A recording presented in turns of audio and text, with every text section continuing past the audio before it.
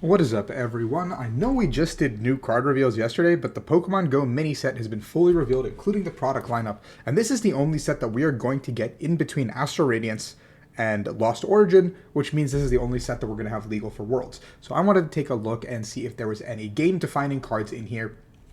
Because, I mean, obviously there might be something really cool that people don't miss, and that just means all of a sudden we have to deal with some new cards for Worlds. So without further ado, here is what the lineup looks like. The Pokemon Go mini set is a collaboration between the Pokemon TCG and Pokemon Go, one of Niantic slash Pokemon's, like, most successful apps, whatever you want to call it.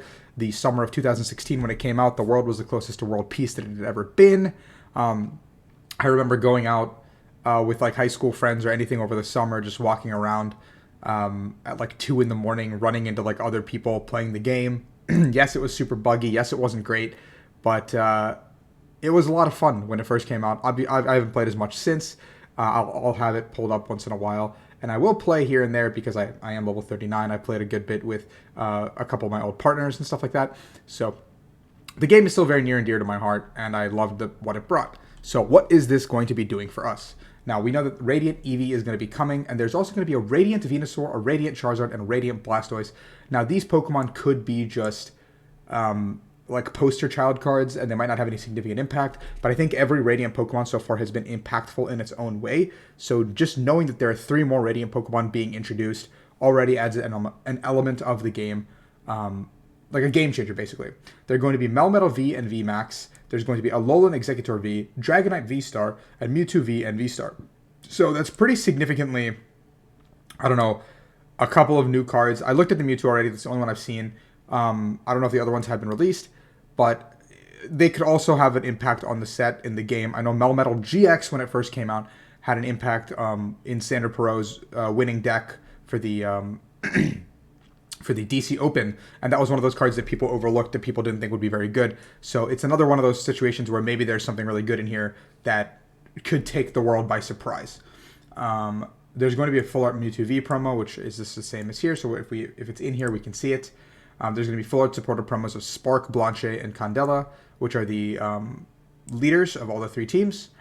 There will be the Radiant Eevee box, and then it looks like everything basically comes out June 24th, which should make the legality 100% legal for Worlds, but not for anything else. So if we don't have any rotation or anything crazy like that, for the sake of our competitive channel here and us talking about competitive stuff, this would make these cards being delivered here or released here legal for the World Championships, and they could change the format drastically, maybe. I don't know. I mean, we'll have to see what they are. Here are some of the cards. Let's take a look at them. So we have the Alolan Executor V. We have the Growing Tail attack. Flip a coin if heads. Search your deck for up to 5 energy cards and attach them to your Pokemon in any way you like. It is grass energy, but it does not specify grass Pokemon. So it is a pretty cool RNG card that could kind of, I don't know, swing a game really quickly.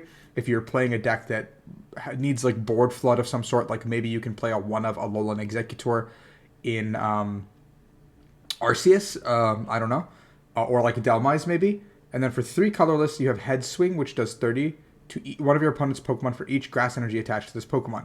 Now, I don't know what the format will look like and if Manaphy will be popular down the line, but 3 for 90 does not seem very good. But having grass typing is good to go into like Darkrai and Umbreon potentially, and I think Samurott as well is grass weak, and I think those cards are going to be very good moving forward. So Alolan Executor, I think, definitely is a playable card. It's not amazing, but I think this card is definitely playable. Next up, we have Mewtwo V with the Super Psybolt attack for 50, very weak. Psychic Colorless, 160, move an energy from this Pokemon, one of your bench Pokemon. That is more like a Evo Ball, or not Evo Ball, Y-Cyclone style of attack for 160. 160 is not bad number-wise, but the problem is that you see the little dark type weakness in the corner? That does make this card significantly worse than any of its Psychic counterparts. So I think this card definitely probably will not see play unless its V-Star is really good. Oh, there's the V-Star. And I think the V-Star is not good.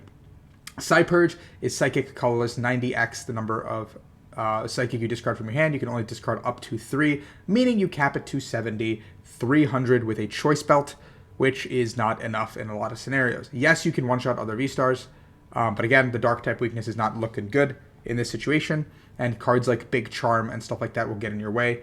And then the Vstar Power Star Raid is Psychic Colorless, 120 to each of your opponent's Pokemon V. I think it's just bad because it's only Pokemon V. If it just hit every Pokemon, like just a 120 spread, absolutely broken card.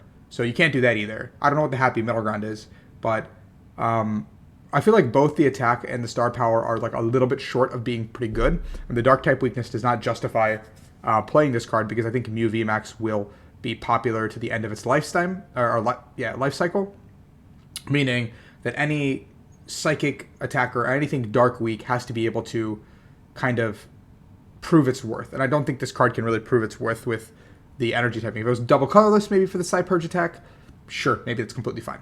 But yeah, Melmetal V. Two metal energy, arm charge 50. You may attach a metal from your hand to this Pokemon. Nothing great. Mega Punch 140 for 3 metal. Super standard, super vanilla. So we don't see the Melmetal VMAX here. Okay. Nothing to write home about. I think we have to see the VMAX before I can make a full judgment on this, because I think I did read that there is a Melmetal VMAX, unless I'm mistaken.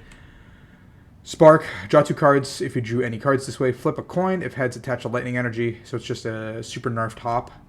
Blanche is the same with water, and Candela is the same with fire. So nothing great there. I have seen this card. I think this card's broken. Once during each player's turn, that player may discard 3 cards from the top of their deck. If a player discarded any item cards this way, then put those item cards into their hand. So if you are now playing a deck that plays heavy item cards or plays heavily out of the discard, this could be really good. Like if you're playing a deck where you're just playing less supporters, more items, more of a turbo build, just kind of digging. Maybe there's a way we can recycle items. I don't know in the current format. Pokestop just gets really good to kind of just like go through your deck very quickly and get to the point like a checkmate position on board when you're playing out of the discard using cards like Clara or stuff like that. Maybe like this is good for that. So I think this card's very obviously it's very high risk, high reward, but I think it's got a lot of potential. Lure module. Each player reveals the top 3 cards of their deck and puts all Pokemon they find there into their hand. It's not optional. It's not you may. You just have to. Then each player shuffles the other cards back into their deck. So this is like a little bit of a scry to dig a little bit deeper, maybe to find something. I don't know what deck would really benefit from this at the current moment, but I'm sure there's an applicable use for Lure Module in some deck. I'm sure there's some world where like Lure Module is just good, and you can kind of synergize a strategy around scrying a little bit deeper and getting a bunch of Pokemon into your hand. Maybe a very Pokemon-heavy deck like Zoroark Box or Wormadam. I don't know. Yeah. This Chansey is vibin', but it's not very good. The Blissey is the... Look at the art. They're a gym leader. And Enriching Egg just heals one of your bench, and then Zen Headbutt for 3. On a stage 1, for a non-V-Star V-Max having 200 HP, that's a lot of HP.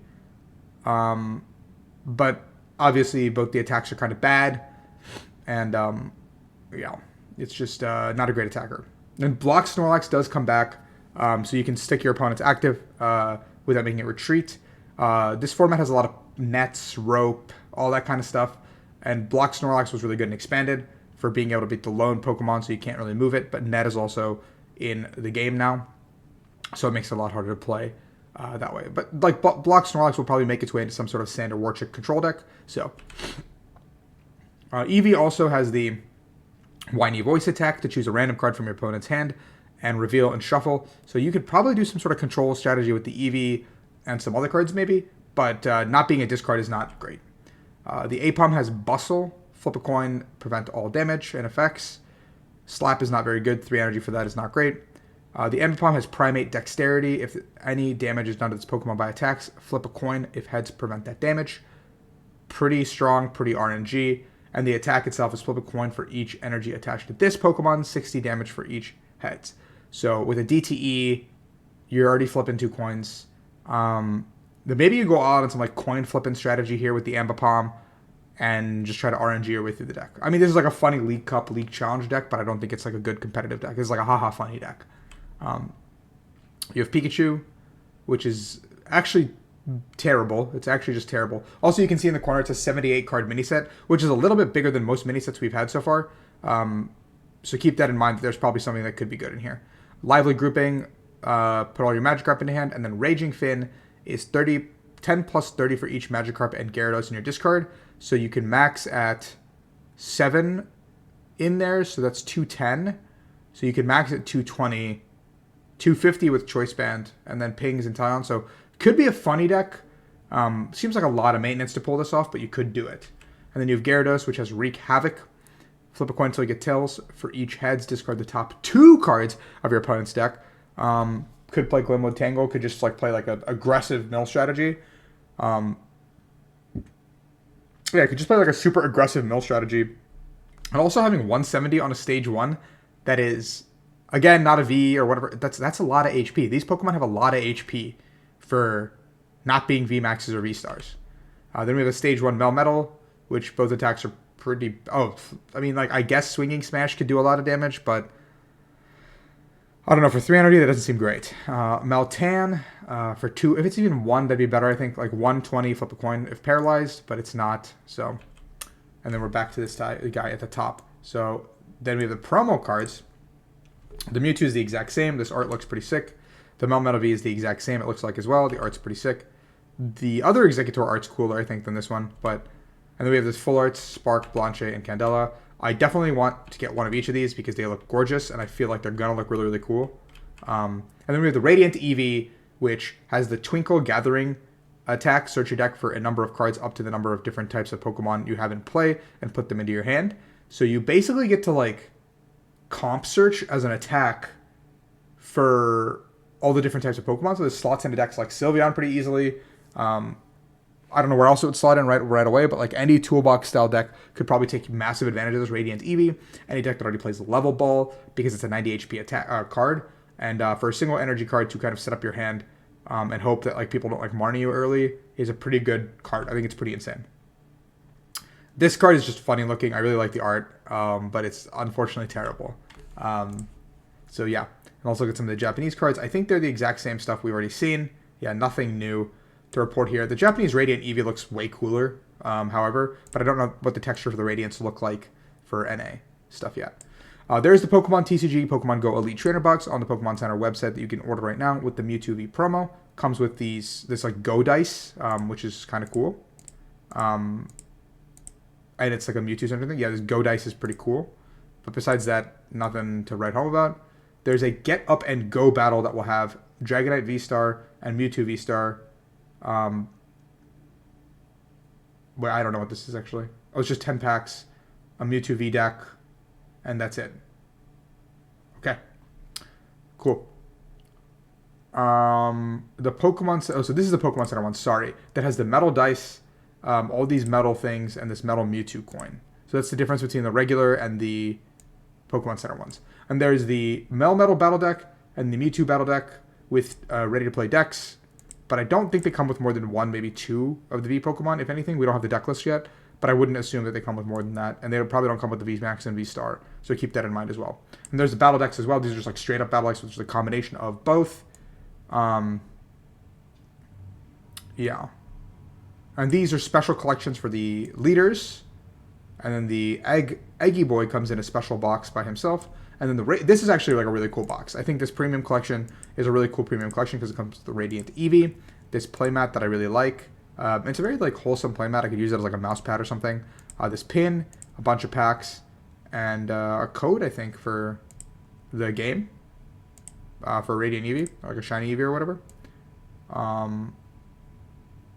And these are all tins for the Yoink It's Mine Now Pikachu. And there's the mini tins as well, and the big Pokeball tins. But that's pretty much everything in the set so far. I will absolutely cover this set as it comes out because this is going to be a very impactful set leading into our World Championships. If you guys enjoy the content, obviously like, subscribe, and stay tuned for more videos. Next week, I'll be back Monday through Friday. Every day you guys get a video, 5 days a week, and then Saturday and Sunday sometimes. Depends on how I'm feeling. All right, peace out, guys. Have a good one.